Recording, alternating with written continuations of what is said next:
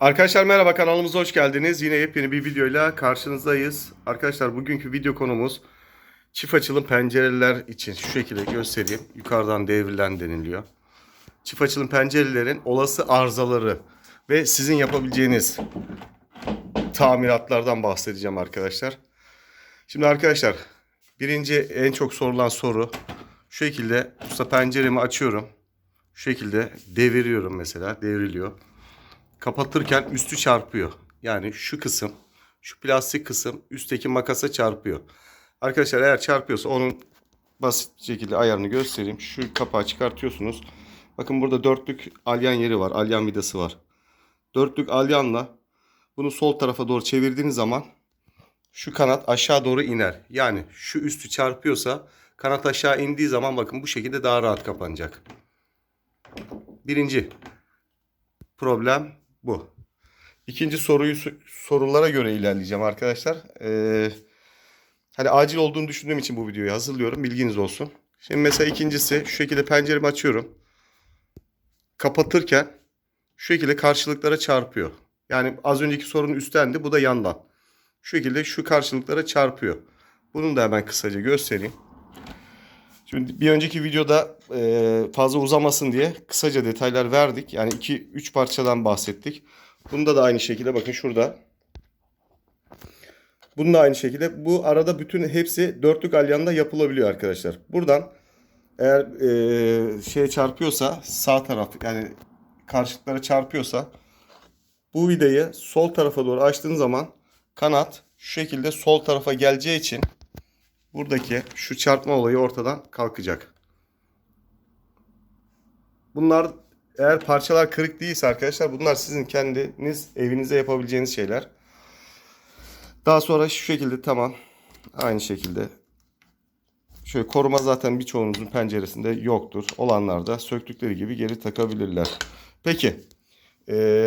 Peki usta, penceremi kapatıyorum. Şu şekilde şöyle göstereyim. Şöyle yan tarafından hava giriyor. Rüzgar giriyor. Soğuk havalarda soğuk giriyor. Bakın şu şekilde pencerenizi açın arkadaşlar.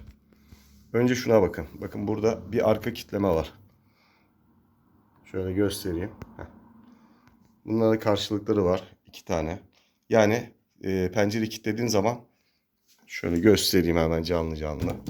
Buna biz arka kitleme diyoruz arkadaşlar. Şu şekilde vakum görevi yaptığı için, yani şu conta kasaya yapıştığı için buradan herhangi bir şekilde soğuk gelmez. Geliyorsa sebebini söyleyeyim, hemen onu da göstereyim. Bakın burada üstte vida var. Birçoğunda vardır. Olmayanlar da olabilir ama birçoğunda var. Bunu sıktığınız zaman şu kanadı kasaya doğru ittiriyor arkadaşlar. Bu bunun ayarı. Bakın şuradan şu vidayı sıkarak bunu, dediğim gibi, contayı kasaya yapıştırıyor. Yani vakumlattırıyor. Bu şekilde o sorun da ortadan kalkıyor arkadaşlar. Peki usta, benim arka kitleme yok, takmamışlar ki birçoğunda yok zaten. Takmıyorlar. Normalde takımın içinde çıkıyor arkadaşlar. Yani çift açılım takımı aldığınız zaman içinden çıkıyor şu arka kitleme. Ha, ustanın bazıları, dediğim gibi, yani çoğunlukla takmıyorlar. Yani normalde takılması gerekiyor. Hele bir de pencere yüksekse, uzunluğu yani dikey olarak uzunsa, şu yoksa arkadaşlar, ne yaparsanız yapın buradan soğuk gelir. Peki usta, yapmışlar. Arka kitlemeyi de takmamışlar. Ne yapacağız? Yani çözüm olarak ne yapabiliriz? Arkadaşlar çözüm olarak ne yapacaksınız? Şöyle göstereyim varsa bizde. Şöyle bir fitil var arkadaşlar. Genelde nalburlarda satılıyor. Bakın şu şekilde.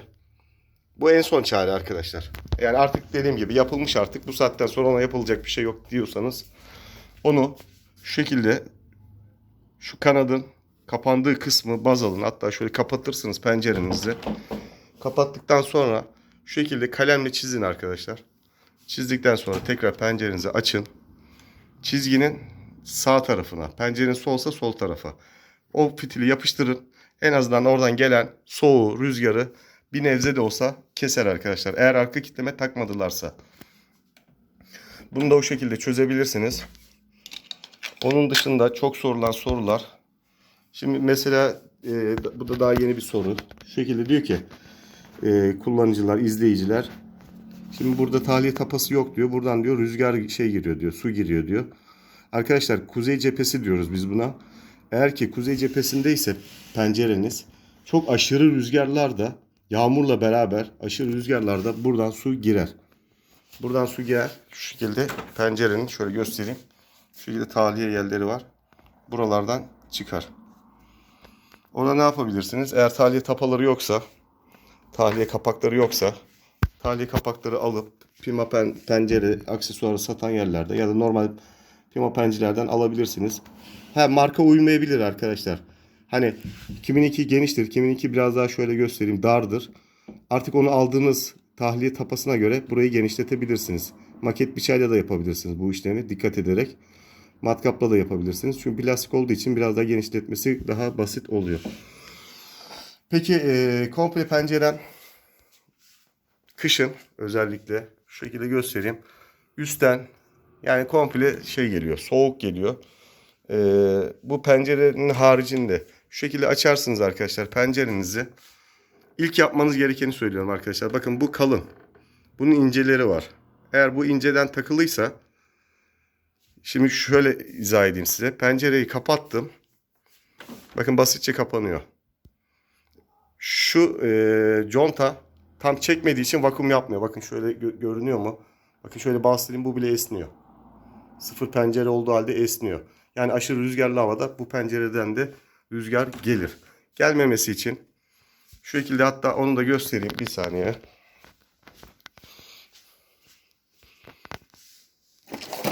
Şöyle 9'luk aksesuarımız var mı? Bir saniye çantadan çıkartayım ben arkadaşlar. Orada sizi bekletmeyeyim ben. Şu şekilde arkadaşlar bakın şöyle koyayım üzerine. Bakın anlatmak istediğim şu. Sizin pencerenizdeki karşılık bu şekilde ise ince bakın bu ince şu diğeri kalın. Eğer ince ise nalburlarda bazı nalburlarda satılıyor. Bazı nalburlarda olmayabiliyor arkadaşlar. Bunu plastik pencere işi yapanlardan alırsınız. 13'lük diye geçiyor arkadaşlar şu. Kalın olan 13'lük bu 9'luk diye geçiyor. 13'lü yani 9'lu çıkartıp 13'lü taktığınız zaman o sorun da ortadan kalkacak. Eğer bu tabii ki bunun şartı da şu arkadaşlar. Conta sağlamsa hem kasanın contası hem de pencerenin contası kalın sağlamsa şu şekilde kapattığınız zaman zaten kol hafiften zorlanacak ve vakum sesi gelecek. Yani şu plastik kiminde plastik kiminde şu conta var ya arkadaşlar. Kauçuk. Kauçuk olanlardan zaten bir şey gelir. Lastik sesi gelir. Kapattığın zaman hafif zorlanarak kapatır. Onu da öyle çözebilirsiniz. Arkadaşlar bu şöyle söyleyeyim. Yani çok değerli bilgi. Benim için değerli bilgi arkadaşlar. Şimdi örnek veriyorum. Şehir dışında olanlar çok yazıyorlar. Ya işte usta yok. İşte malzemeyi bulamıyorum. Penceremde kırık parça yok. Usta geliyor işte şu kadar para istiyor. Mecbur kalıyoruz. Arkadaşlar bu tarzda videolara destek vererek, izleyerek, işte beğenerek, yorum yaparak dediğim gibi eksiklerimiz olabilir. Sonuçta video çekerken hazırlıyoruz ama eksiklerimiz de olabilir. Hani örnek veriyorum. İşte göbek kırıldı. Şimdi çift açılım. Şimdi özellikle çok sorulduğu için söylüyorum. İşte çift açılımın komple şu şekilde komple montajını gösterir misiniz? Video çeker misiniz diye. Yani normalde çekmeyecektik. Bunu siz kolay kolay yapamazsınız ama biz gene de videosunu çekeriz. Komple. Ya zaten tek tek gideceğiz arkadaşlar. Şimdi örnek veriyorum. Sadece şu parça kırılmıştır. Bu parçanın değişimiyle ilgili video çekeceğiz. Sadece şu ispanyoleti kırılmıştır. Bunun ayrı videosu olacak. Şu makas kısmı yani bağlantı makasla ispanyoleti bağlayan kısım var. Bakın şu şekilde. L şeklinde şurada şuraya kadar. Bu ayrı bir parçadır arkadaşlar. Bunların hepsini göstereceğim. Detaylı video hazırlayacağım sizlere. Bugün özellikle çok yorumlara çok yazıldığı için bu videoyu hazırlıyorum. Şu şekilde üst makas kırıldı. Bunda U şeklindedir. O parça kırıldığı zaman istediğiniz kadar ayar yapın. Parça kırık olmadığı sürece ayar yaparak kendiniz bu işlemi yapabilirsiniz arkadaşlar. Yani sorunların çözümüne ulaşabilirsiniz. El becerinize varsa ki el becerinize de gerek yok. Dörtlük alyan alın. Dörtlük alyanla zaten şu şekilde ayar yerlerinden sorunları çözebilirsiniz. Son olarak şimdi aklıma geldi. Şimdi diyelim ki son olarak pencerenizi şöyle üst kısmı bakın üst kısmı karşıla çarpıyorsa bunu da hemen pencerenizi açıyorsunuz arkadaşlar. Bakın bunun da burada ayar yeri var. Şöyle göstereyim. Bakın şu arada şöyle göstereyim. Şu arada alyan var arkadaşlar. Alyan vida var. Dörtlük alyanla. Onu da sıktığınız zaman şöyle göstereyim. Kanadı kapattığınız zaman kanat sol tarafa doğru gider arkadaşlar. Sıktığınız zaman bu çarpma olayı da ortadan kalkar. Pencereniz güzel bir şekilde çalışır. Onun dışında benim aklıma gelenler bunlar. Ama dediğim gibi arkadaşlar detaylı videolar çekeceğim. Özellikle yorumlara çok yazıldığı için zaten havalar soğuduğu zaman muhtemelen bu videolar daha çok izlenecek ama mevzu izlenmesi değil, sizlerin işini görmesi. Bu tarzda videolar hazırlamaya devam edeceğiz arkadaşlar. Bu videoda böyle olsun. Dediğim gibi arkadaşlar bizim unuttuğumuz detaylar olabilir. Onları yorumlar kısmına yazın. Onunla ilgili zaten biz size gerekli yardımları işte yorumlarda olsun. Telefon numarası veriyoruz. Hani çok sorun büyükse hani basit bir şeydir. Ama hani sonuçta izleyici bunu bilemez işin içinde olmadığı için. Hani numaranızı veriyoruz. Bizi arayın diyoruz. Görüntülü arayarak bir şekilde sorunu ortadan kaldırmaya çalışıyoruz. Yani bu şekilde de destek olmaya çalışıyoruz sizlere. Dediğim gibi arkadaşlar videoları beğenerek ihtiyaç sahiplerine yani sadece siz diyelim ki izlediğiniz işinizi gördünüz. Aynı şekilde videoyu paylaşın. Yani şöyle düşünün arkadaşlar. Belki başkasının da ihtiyacı vardır. Paylaşın.